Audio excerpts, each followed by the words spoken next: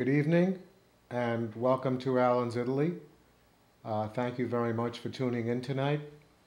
We have a great show. I always say that, of course, but tonight's show will be covering one of the most beautiful areas of Italy. I know I've said that before as well, but this is really an area of stunning beauty. It's called Cinque Terre, and let me just put that image up on the screen, and then I'll continue speaking. Okay, this is Cinque Terre. We'll get to that in a few minutes. Right now, I'd first like to say a couple of things. First of all, to that, a lovely lady called me up as the show ended last time, so the viewing audience didn't get a chance to hear the conversation, but a lady called me up from Mount Tremper. I won't mention her name because, she might be embarrassed, but she had some really wonderful things to say, and I just wanted to say to that lady, thank you very much. I was really very moved by those beautiful comments you made, and I appreciate that very much. Again, if you want to call the studio, it's 679-7777. I'd be happy to talk to you. I'd be happy to receive your compliments or your criticisms. You could criticize and make suggestions. I'd be very happy to listen. I'd like to thank my friend Rick Hurst, who was here last week with me, and we were doing a show on Michelangelo in Florence. I really had a great time with that, and Rick, of course, is always wonderful. We forgot to do something, and I'd like to do it now to begin the show, and that is, these are the nicknames. Michelangelo did a lot of work and had a lot of assistants, and these are the nicknames of some of his assistants. We thought this would be very funny.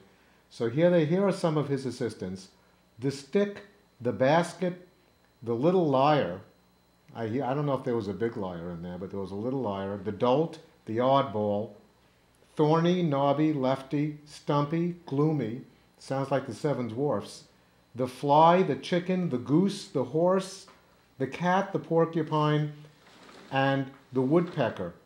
Somebody else was called Nero, the Rector, the Friar, the Godfather, and the Turk. So that's what his assistants were called, and I have no idea why they were called these things, but one can only imagine.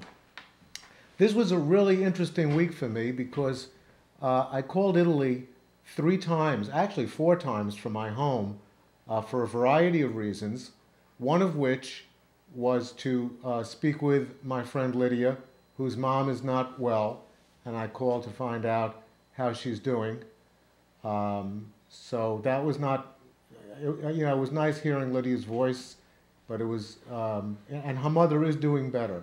So I'm very happy to hear that. And if Lydia's watching this, or we'll see it sometime in the future, I wish her family all my love, and I hope that they all get through this terrible time. I also spoke with a friend of mine who is currently visiting a friend of hers in the town of Cinque Terre, which is where we're going to be looking tonight. They've had some difficult weather there in the past several months, and I called her to find out what the situation was.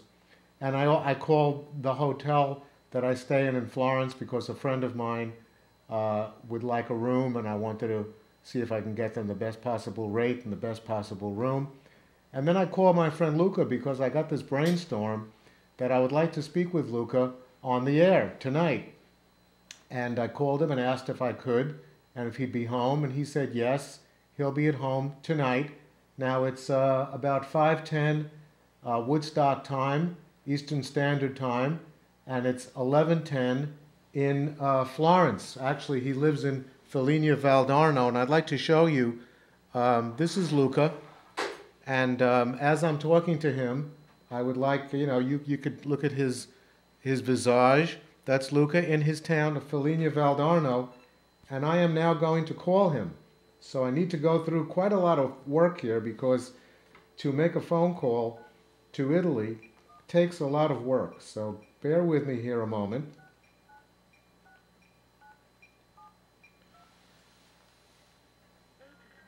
Okay, that's the access number, and I'm now going to enter my PIN number.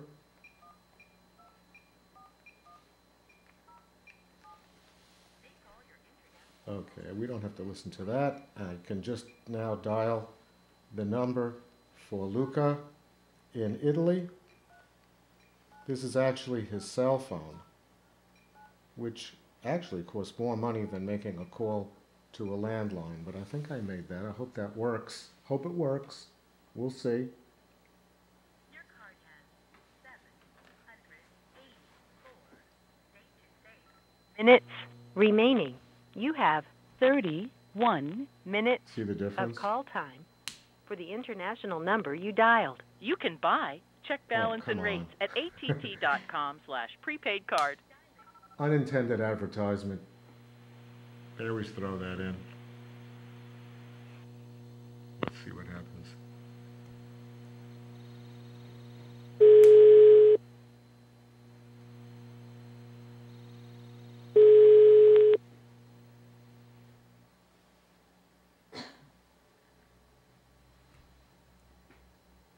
Pronto?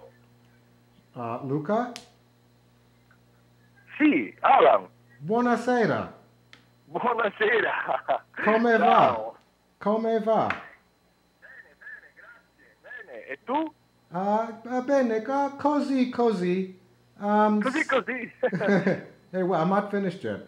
Sei con la tua famiglia? Sì, sono con Mary. Ah, excellent. Oh, solo Mary? Solo Mary. Oh, Greta e Cree? Greta è andata dai nonni e Cree è andata da suo papà. Okay. All righty. Well, the next question was, are the girls excited that they're going to be on television, but they're not even there, so that doesn't matter, right? No, because Greta had to study hard today. She went to one of the girl that studied with her in school, and then she came late to Figline, and she said, "Dad, I'm really tired. Can I go to the grandma?" And okay, I said, okay, you can stay there and have a dinner and sleep over there. It's okay, no problem. So I thought she would be very excited about the prospect of being on live television. Yes, she was. I told her, prepare something. It's something to say hello. She is very, she's very shy. She's afraid when she speaks English. No, she was, but she came late today. She was in Firenze. After school she went to one of the girls that she has. She lives in Florence. She stayed there all day. Then she came very late, at 7:30 tonight. She was too tired to come here. Said, okay, I have everything there, my books and exercise book and everything to my parents, grandpa and grandma. Can I go and stay there? Okay, I said, okay, stay there. I will say hello to Alan for you. Okay, and say hello to Greta and also Mary Christina. Now, so here's the question. The question is that America hears a lot of bad economic news about Italy, and I wanted to know your opinion of the economic conditions in Italy at this time, and from your point of view, of course, what do you think is the situation there? Well, the situation. Well, after Berlusconi's fall, now we have a new government. It's a government of, we call it, I don't know if it's correct for you, but we say technicians, not politicians, and that's commissioned by the president, Napolitano, and they are trying to solve the economic problems of our country. There are several problems, in fact. Well, between various problems that Italy has, first of all, fiscal evasion. I mean, tax evasion. It's a national sport here. Many people don't pay taxes. That's a big problem for us. Yeah, we have a problem like that also. The government is forced to ask taxes to the common people, to the middle class, you know. Mm-hmm. So many people don't pay the taxes. This is the first problem. So there are some other problems like unemployment. That's 10% of people that have no job here. Right. So future is uncertain. Of course, it's not the same problem that Greece has. You know, the banks in Italy are, well, it's a positive fact that our banks have not suffered as other in Europe. Maybe thanks to the fact that Italians are good savers, you know, this maybe will help. The problem is that many people are without a job. So the future is uncertain. This is for sure. And we are poorer than before. You are. So many new taxes to pay, you know. Personally, are you feeling the problems personally? I mean, you have a job that's, you know, obviously a very good, you know, a good job, and it's secure, but are you feeling the economic problems as well? Yes, of course. I mean, we have new taxes, I told you. New taxes to pay, and consequently less money to spend. Mm-hmm. I mean, we must avoid the expenses that are, you know, that are not strictly necessary, and you know, and of course hope not to miss the job. So first we fill the fridge, and then if we still have something in the wallet, we can take care of other expenses such cinema, restaurant, holiday, clothes. Okay. So this is the problem. I mean. Well, I'm going to be there. I'm going to be there in a little over 2 months, and I'll be spending a lot of money, so that'll help the economy, right? Yes. No, of course. Well, luckily, it's a beautiful country, rich in art and culture and landscapes. So many people come to Italy every year. Florence, several millions of people coming every year. I know. We are lucky. We are lucky. Know.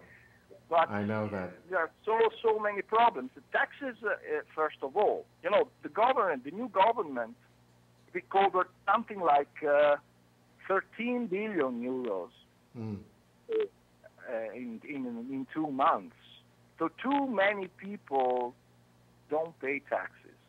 I see.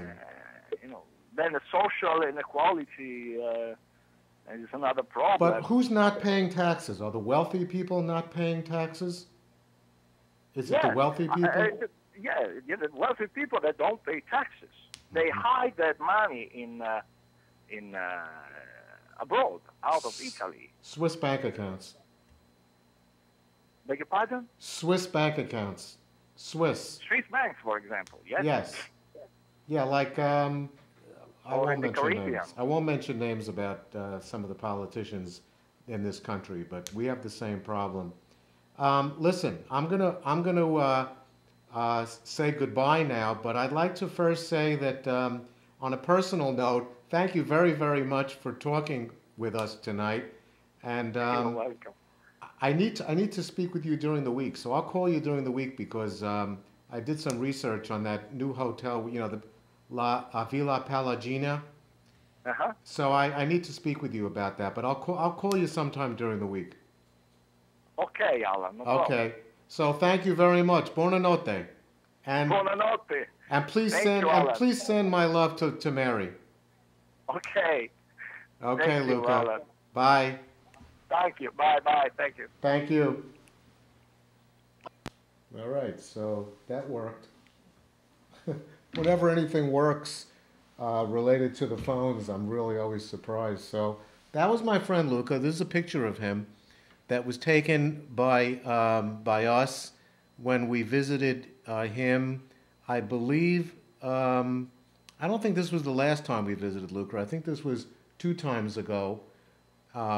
And we had gone, he met us, I remember what happened. He met us in Bellagio, in Varenna, on Lake. We were in Lake Como, and we weren't going to come to Florence.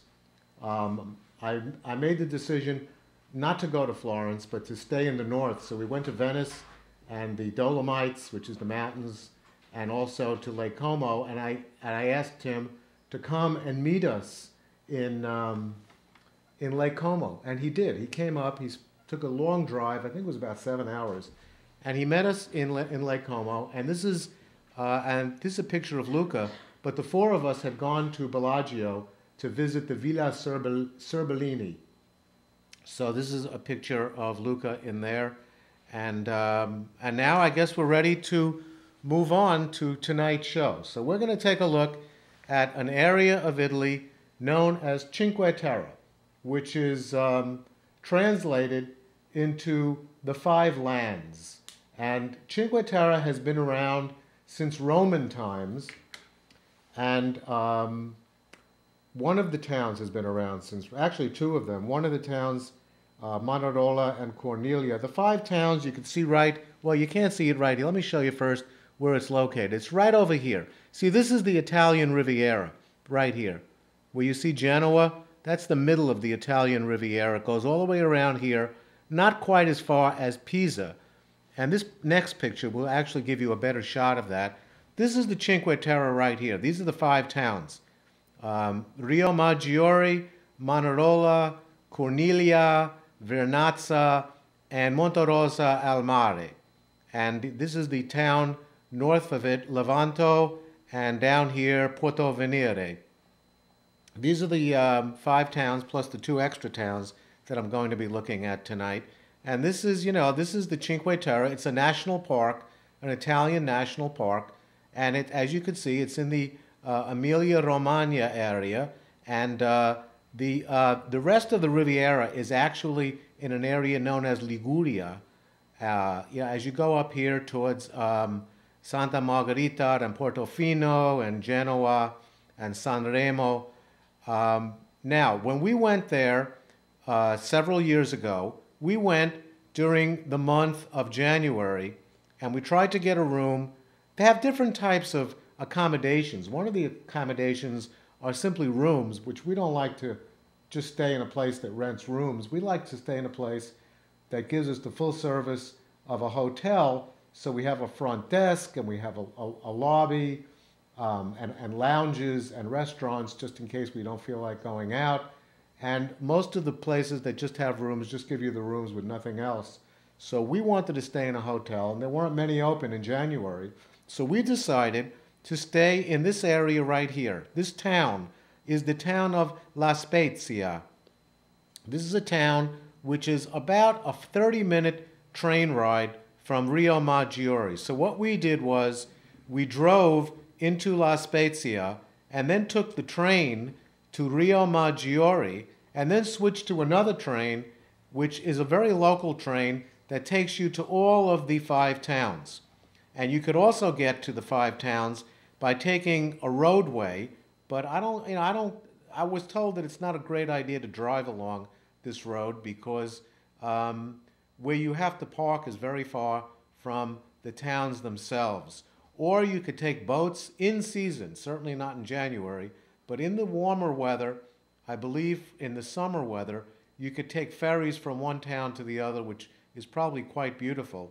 Or you could hike from one town to another, which is not for me and for Laura. Laura and I, don't want to knock ourselves out doing that. So we decided to take the train, and we first drove into La Spezia. This is the town of La Spezia. That's what the train station looks like in La Spezia.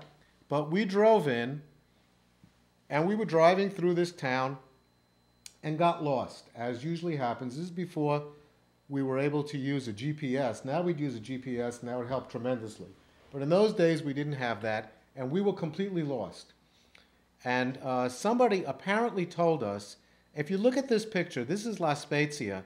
There is a tunnel at the end of this street. I don't know if you could see it. It's like right in the center. Let me use the pointer. I hate to use this because you get all these things on the screen. This is where the tunnel is. So we drove towards the tunnel because somebody told us to go that way, we thought, to find our hotel. which was located right across the street from the train station. So we're getting close to the tunnel, and as I'm getting close to the tunnel, I'm saying to Laura, this looks like a one-way tunnel, because it was actually a tunnel with sidewalks on either side of it. So it looked like it was only one lane, and I saw a car go down it, going in my direction. I said, good, it's in our direction, because it didn't say one way. And we went through there, and we wound up in a spot that was completely wrong, and the women who were at the other end of the tunnel said to us, go back through the tunnel to the other side, and when you get to the end, make a left. And I said, but that's a one-way tunnel. They said, no, it's a two-way tunnel. I said, oh no, is there any other way I can get back there? They said no. So I wound up going back through the tunnel, and as I'm going through the tunnel, there are lights coming towards me of an oncoming car. And I said, now what do we do? So we had to actually ride up on the sidewalk. That was one of the most harrowing driving experiences I ever had. But eventually we did wind up at the hotel. There it is. It's the Hotel Firenze Continentale. And as you can see at the top of the sign, there are 3 stars. It's a government-rated 3-star hotel. All hotels in Italy are government-rated. And we usually stay in either 3 or 4-star hotels. This was a lovely 3-star hotel in a very nice area. And considering it was January, it was quite lively. And it was across from the train station, which you'll see in a moment. But this is the lobby. It's a very, very nice lobby. I love lobbies, as I said before. And you can see the room off to the left under that small arch. And that was a very nice lounge with nice, comfortable chairs and an internet access point. So that was nice. And I liked this hotel very much. This was right outside the breakfast room, which was a nice patio terrace, which in nice weather, people can come out and they sit there and look at the beautiful scenery. You can see some of it there. This is another view of the mountains that are surrounding the town of La Spezia. There's another view of it. So, you know, this is a very pretty town. There's another view from, I think this is actually taken from a hotel window. So we had like, and this is right from the hotel window. So this is really, it was really beautiful.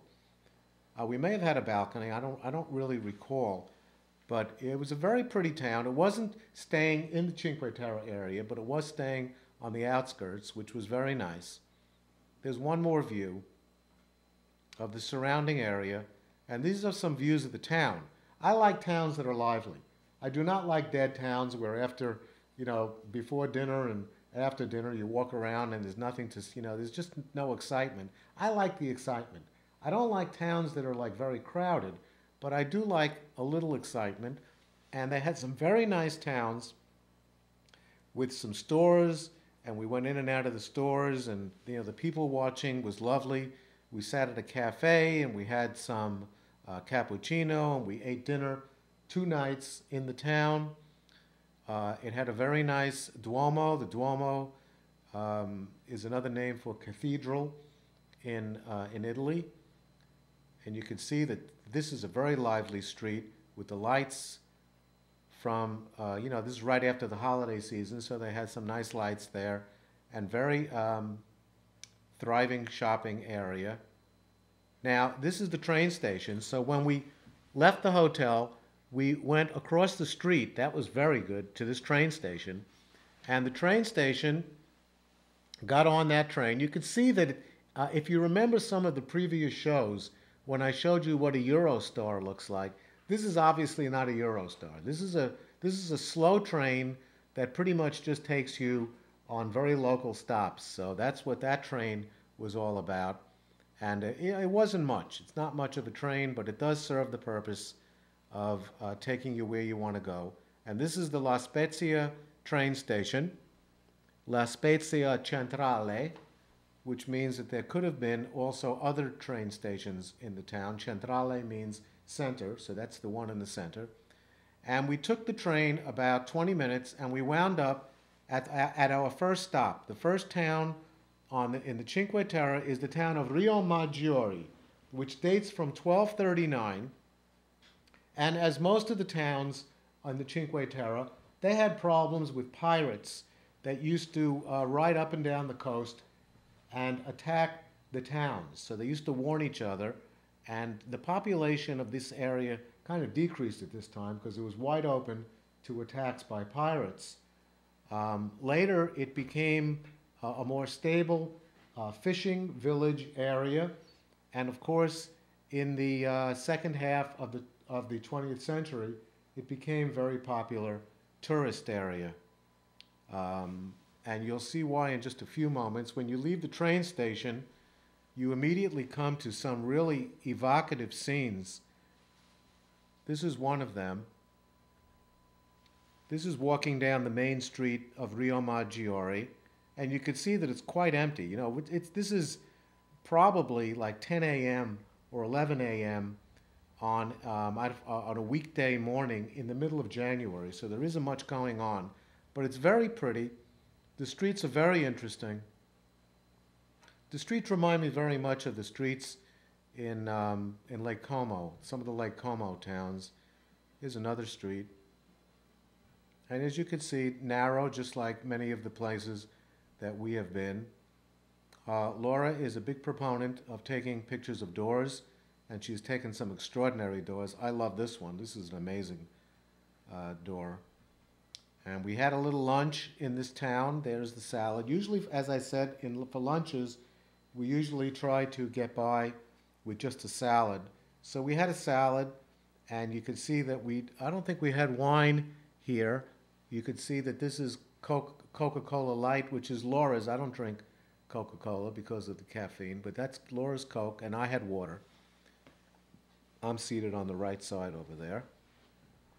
And this is what the town looks like. This is really a sweet-looking town. You could see the boats that are owned by the members of this town, and they obviously go fishing out there and use that to travel around that area of Italy, perhaps visiting and doing business and so on. Here's another view of it, looking up towards where we got off the train. It's surrounded by mountains. It's kind of in this curvature of beautiful mountains. And remember, this is January, and there's still plenty of greenery. And that's what you get a lot in Italy, because even though it gets cold, it doesn't get that cold.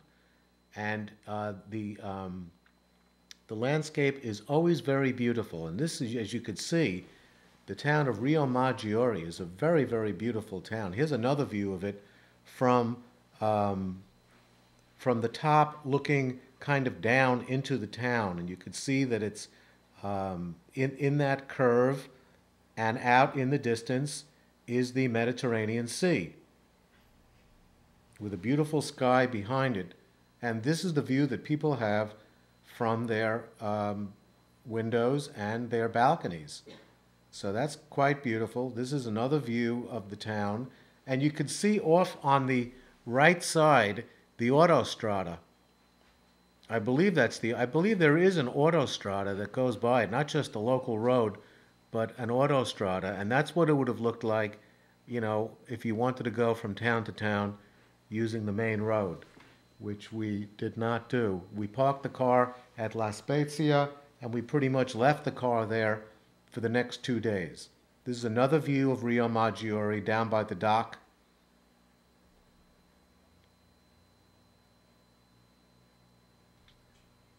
And that's what it looks like from the road. There's a road that leads from Riomaggiore to the next town of Manarola.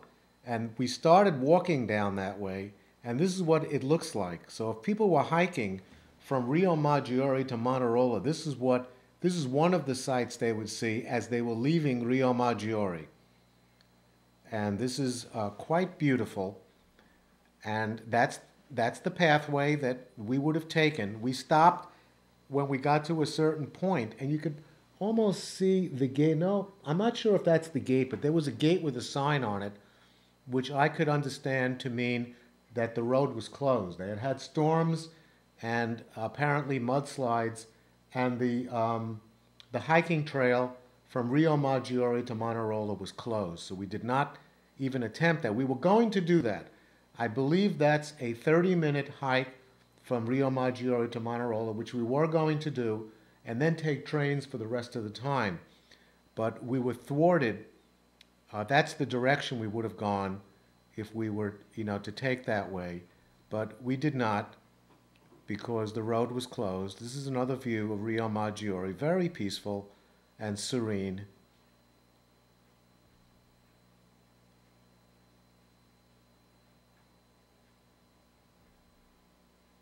Look at that one. My goodness. So people actually stare out their window and they have this view.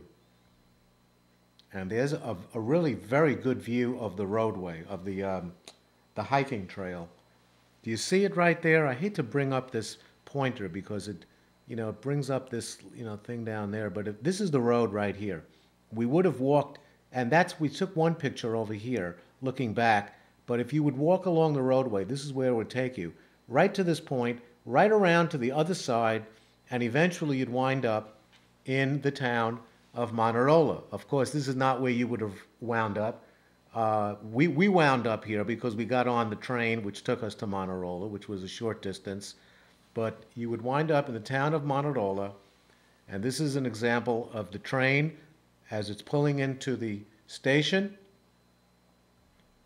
And when you get out of the station, this is what Manarola looks like. Now, Manarola is a town from Roman times that built tower houses in the 14th century, which were used to try to look out for the pirate ships that rode along the coast attacking the villages. And I told you, how that resolved. Eventually, people left, and then the pirates, I guess, figured that there was no reason to attack the coast because people were leaving. And when that abated, the town became a little more thriving. And this is what the town looks like as you're walking from the train station down towards the dock. And this is the town of Manarola from a distance.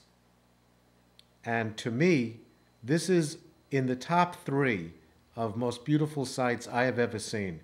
When you walk along the trail, which would take you to the next town, which is Corniglia, this is what it looks like looking backward. And I have quite a few pictures of these, including a video. So let me move along with this. Look at that.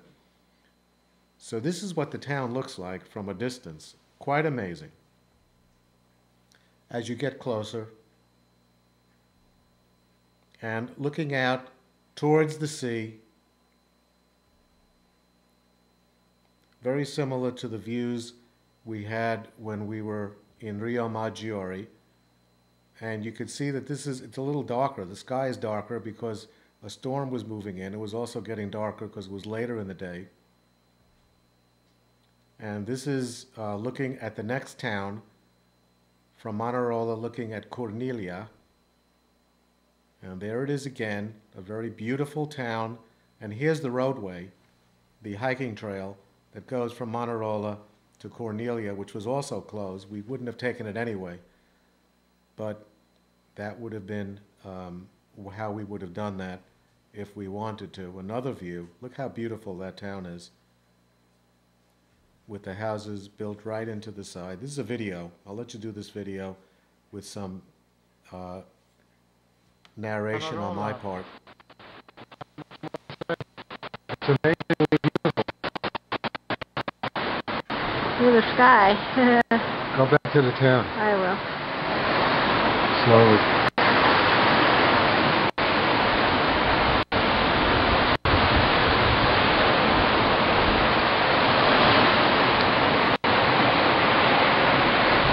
All right.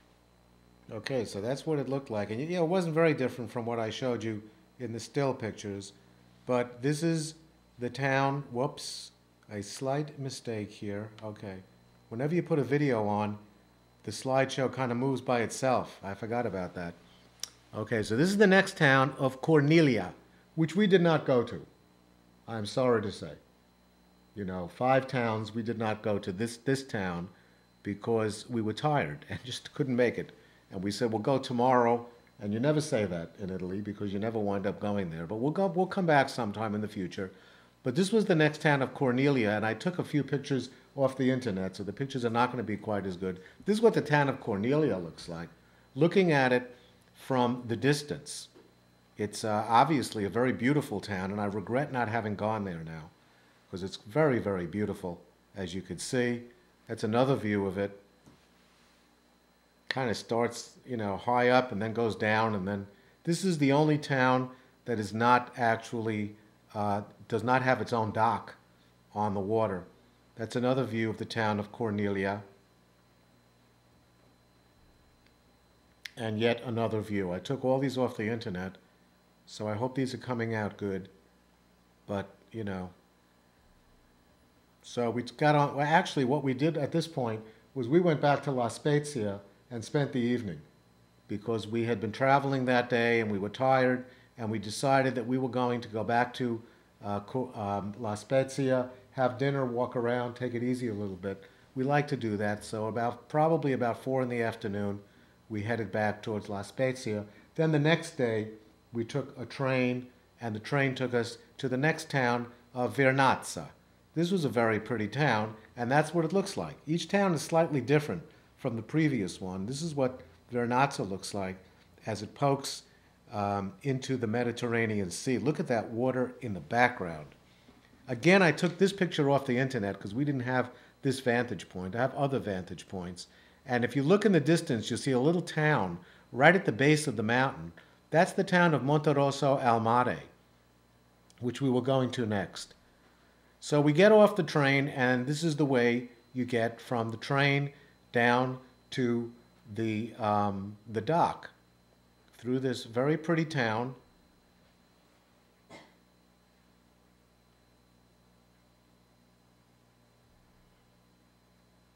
This is more towards the dock. You can see that people are doing their laundry over there. They don't have dryers, so they use that as their dryer. Look at that. This is a sky that Laura took. So this is, you know, look at that stunning sky with the backdrop of the houses.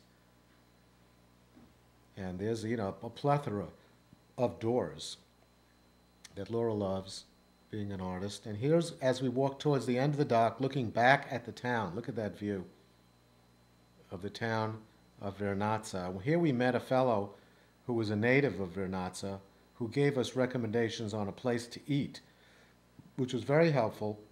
And we realized we'd made a mistake by not asking him to join us, so we could kind of shoot the breeze with him and maybe even get a video that I could have shown you of interviewing that fellow. But in those days, I didn't think I'd be doing a TV show, so I didn't think of, you know, some of the things I would think about now.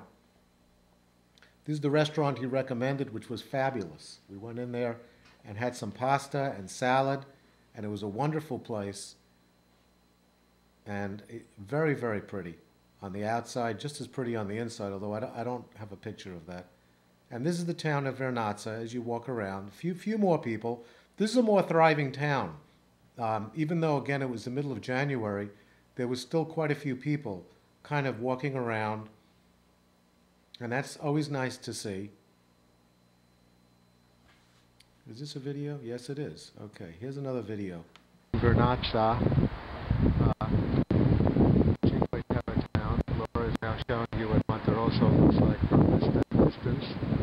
Coming around to the town, which is right behind us. The town of Vernazza.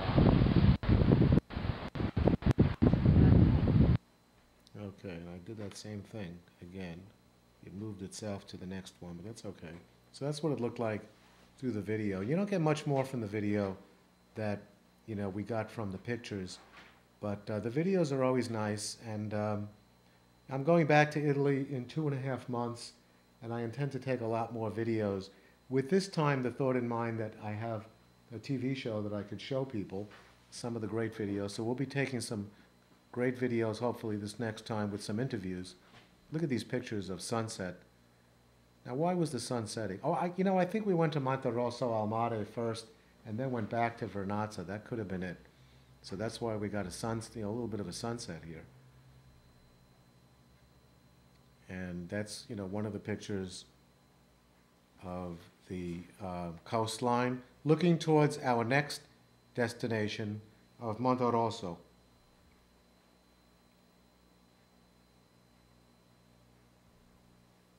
Okay, so we get on the train and we go to the next town, which is Monterosso al Mare, which was our favorite. And I'll tell you why in a moment. So we get off the train. There it is again. And the town has two parts to it. It has an old part and a new part. The old part looks like this. The new part is more on a beach. You'll see the difference. It's very stark, the difference between the old town and the new town. But this is what the old town looks like, walking from the train station down to the beach. There's the church. I think that's the Duomo. You know, when I say Duomo, I mean that it is the main church in the town, which means it's the cathedral, as opposed to just a chiesa, which is just one of the churches. Very pretty town. First of all, I thought this was the prettiest town to just walk around. So that was very, very nice. And you could see very pretty with the arches and again, a really beautiful blue sky. Look at this street. Again, this reminds me of the streets in Varenna and Bellagio on Lake Como. If you remember the previous shows, that's what some of those streets look like. Although this, I think, this is one of the most beautiful streets that I have shown on this show. There's another view of it.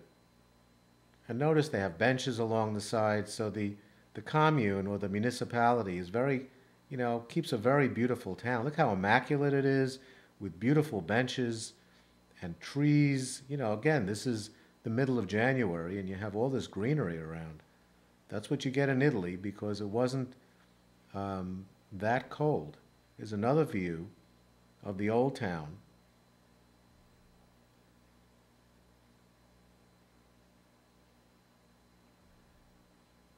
And we took a picture of this because it was named, you know, this is such a sweet town and they're so kind that they actually immediately changed the name of this bar to Laura's name in her honor that we were there. Okay, so of course you know I'm only kidding. And look at this. I mean, you know, this is a real, you know, down home kind of view. You get this beautiful balcony with little tables there, and then they're hanging their laundry. Right below it is a bar. Just a beautiful view. And there's Laura sitting on a bench. Right, I'll show you in a moment what she's looking at. We took a picture of that. But this is the view that she was looking at. So sometimes it's a good idea when you're traveling around to just plant yourself on a bench and get a view of the surroundings. So we're getting down now towards the beach, and this is what it looks like down by the water. Again, some beautiful skies that Laura captured. There was a restaurant that we're looking at right over there that we did not eat in. As I said, we'd eaten in Vernazza, so I don't remember if we went to Monterosso first or whatever, but we wound up eating in Vernazza. And now we're going to walk from the old section of town, what's known as the old section, to the new section. So we walk down this street, and this is the view we have as we're walking down, and you see the pathway that we took over there on the right side. Okay, this picture was taken for two reasons. One is because I tend to get a little vain, and I wanted to show that I could take my jacket off, middle of January, and there I was taking my jacket off to show you that it was really quite warm that day. Not sure how warm it was, and the road that you see to my right is the road that we came down in order to get to this spot. This is what the new town looks like in Monterosso, and it's quite beautiful. It's right on the beach. That's the road we took. We came around that bend and down that road, and this is the view that met our eyes. There's that rock. Everybody takes a picture of that rock right in the middle of the water. That's a view of the coastline. Again, you could have hiked here if you wanted to, but the hike from each town subsequent to Manarola is a little long and difficult. So you really have to have a lot of stamina, which we did not have. This is, you know, standing on the beach looking back towards the road we took to get here. Another view of the beach. And you could see that it's very resort-ish, with the beach on the left and the hotels on the right and the beautiful trees there, and again benches. And there aren't too many people, obviously, because again it's January and there aren't that many people. And once again, look at that stunning sky. So if we were staying right in the Cinque Terre area, this is what we would choose. We would choose this town and probably stay in one of those hotels right on the beach. There's another view of some of the hotels. So that would be nice, getting one of those balconies over there on that building on the left side. And that's the sight that we would see from our hotel window. Very, very beautiful. Okay, this is a video. This is not me at my best. I put my jacket on, but here we are. Well, we're in January 9th, 2009. We're in Monterosso al Mare, fifth of the Cinque Terre towns. We're right on the beach. Laura will now show you the beach. It's a lovely day. I don't know what the temperature is, but I had my jacket off for a while. We're walking on the beach. It's a beautiful day, sunny, pleasant, not many people around. Typical January in Italy. That's on the beach at Monterosso al Mare on Cinque Terre. There we are. Okay. It's a pretty cute couple. That's over there. Okay, let me go back to the previous picture. Okay, so this is Monterosso al Mare, which has the best of both worlds. It has a beautiful beach resort, and it has a beautiful old town, as you saw. And I believe this is the last picture of the Cinque Terre area.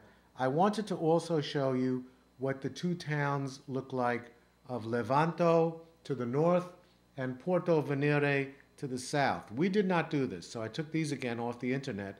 But if you had an extra day, incidentally, you see this, here's the Green Cross, which, as many of you remember, is a pharmacy, so that's good to know in the future. But if you had an extra day and you wanted something to do, we would have probably gone to Corniglia, because we hadn't gone there. But we may have also gone to either Levanto or Portovere to see what those towns looked like. And this is a view of what those towns look like. Very pretty in their own right. Not, you know, built into the mountain as Cinque Terre is, but a beautiful dock, again off the internet, so it's not the best of pictures. And that's another view, obviously in the evening. Look at that water.